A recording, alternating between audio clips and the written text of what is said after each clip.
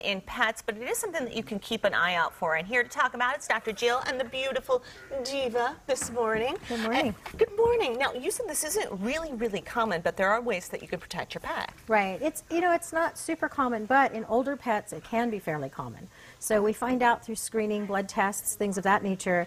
We check their liver enzymes to make sure they're all in check. And a lot of animals that are older are put on non-steroidal anti-inflammatories, which can process through the liver and cause more problems. So we want to check your pet prior to putting them on those kind of medications. What are some of the symptoms of liver disease? Well, I think one of the most common ones, of course, is the yellow color. And some of these, especially kitty cats, can look like highlighter yellow, and that means they haven't eaten, their liver shuts down. So you want to make sure, check your pet's eyes. For example, the whites of their eyes need to be white, not yellow color.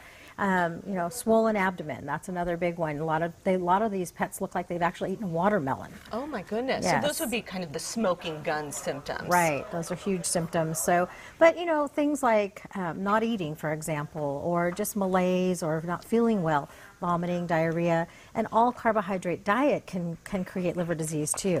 That's what I was saying. How do you prevent it? Just avoid carbs? Well, not just avoiding carbs, but a good diet, and one that's not all dry, of course. You know that I'm a huge proponent of crock potting, raw food feeding, natural foods, things of that nature. The more processed, some of these foods that have been recalled actually has caused liver disease as well. So I always tell people, check the FDA website to make sure their pet foods haven't been recalled. And then there's products, for example, out there, especially ones that your veterinarian can recommend for liver disease.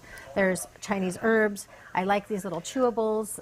Those are fairly new out on the market. And a lot of them now have combo immune system builders in them as well. I was really surprised to hear, too, we associate cirrhosis of the liver with alcoholism in humans, but pets can get cirrhosis of the liver. Right. Pets get cirrhosis. Cirrhosis is a generalized term for a liver that's not functioning properly. So you want to make sure, of course, that those cells are getting oxygen, proper nutrition, and they're not dying off. And so people who drink get cirrhosis. A lot of times it's a carbohydrate overload, much like pets. So again, we want to give them good supplementation. Check with their veterinarian again. SAMe, milk thistle, DMG, some of those additional additives or supplements can be very beneficial to your pet. Thank you so much, Dr. Jill. You're Let's get welcome. over to Paul and Bethany.